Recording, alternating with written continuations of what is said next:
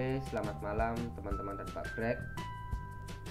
Sebelum kita mulai pembelajaran pada malam hari ini, alangkah baiknya kita berdoa terlebih dahulu. Dalam Bapa, Putra, dan Roh Kudus. Amin. Allah Bapa yang makasih, puji dan syukur kami aturkan kepadamu, karena sampai detik ini kami masih diberi nafas kehidupan. Bapa, sebentar lagi kami hendak belajar, berkatilah kegiatan belajar kami. Kiranya rahmat penyertaan-Mu melindungi kami di sepanjang kami belajar ini. Amin. Santo Fransiskus Assisi, doakanlah kami. Amin. Dalam Bapa, Putra, dan Roh Kudus. Amin.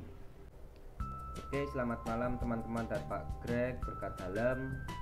Di sini saya akan sedikit menjelaskan mengenai bab 4, yaitu tentang komitmen sebagai akumulasi motivasi dan emosi positif manusia. Berbicara tentang komitmen itu sendiri adalah variabel yang perlu dipahami lebih lanjut untuk mengerti bagaimana seseorang mampu mengikatkan diri dengan tugasnya seperti yang ada dikatakan Renzilli dan MC Silent.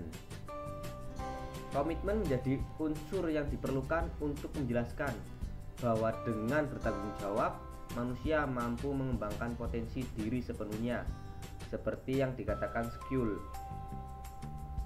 Contoh bagaimana cara kita berkomitmen, antara lain, misalnya saja kita berkomitmen untuk berolahraga secara rutin setiap minggunya agar mendapatkan tubuh yang sehat dan bugar. Contoh lainnya, saya setelah lulus SMA yang menjadi dokter.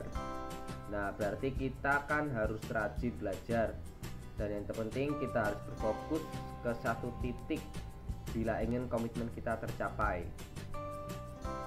Seperti contoh di atas, komitmen tidak muncul tiba-tiba. Setiap orang memerlukan proses untuk mendapatkan komitmen. Proses ini berawal dari munculnya sumber daya komitmen, yaitu motivasi dari dalam diri sendiri.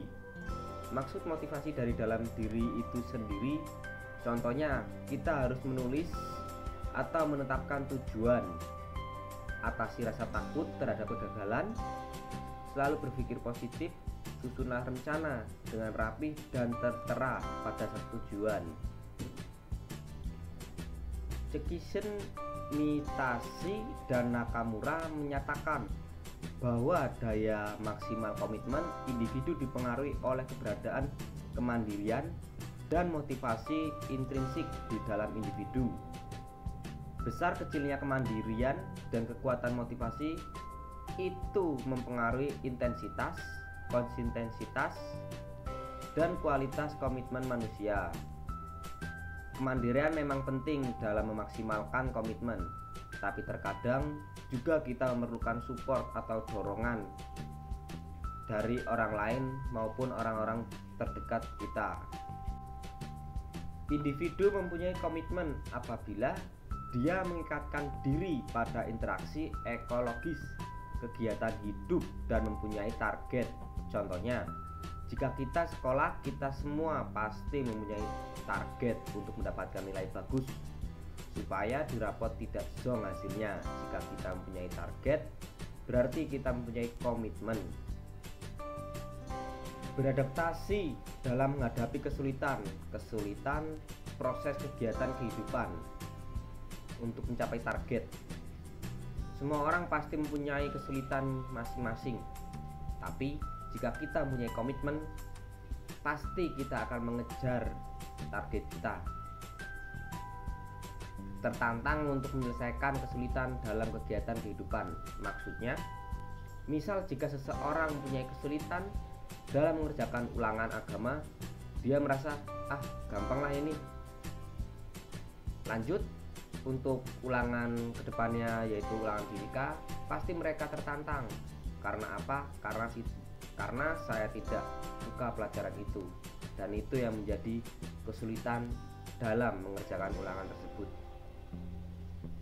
Adanya motivasi dari dalam diri untuk menyelesaikan proses. Jika kita mempunyai pacar, Jadikanlah pacar sebagai pendorong kalian. Supaya apa? Supaya kita bisa menyelesaikan proses tujuan kalian. Jadi nggak semua harus pacaran harus senang-senang ataupun untuk bermain-main, tapi sebisanya kalian untuk jadikanlah pacar itu untuk mensupport kalian dalam belajar atau untuk mengejar karir kalian.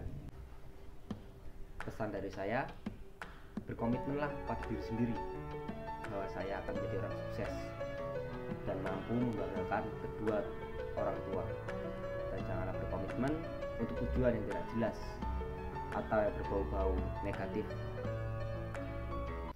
Oke, terima kasih teman-teman dan Pak Greg yang sudah mau mendengarkan penjelasan saya mengenai bab 4 tentang komitmen. Sebelum kita akhiri pembelajaran pada hari ini, alangkah baiknya kita tutup dengan berdoa. Dalam nama Bapa, Putra, dan Roh Kudus. Amin. Allah Bapa yang Maha Kuasa, terima kasih karena Engkau telah menyertai membimbing kami di sepanjang pembelajaran tadi. Ya Bapa, sebentar lagi anakmu hendak melakukan aktivitas-aktivitas lainnya. Kiranya Engkau selalu melindungi dan menerangi jalan hamba ke depan. Amin. Santo Fransiskus Asisi, doakanlah kami. Amin. Dalam Bapa, Putra, Roh Kudus. Amin.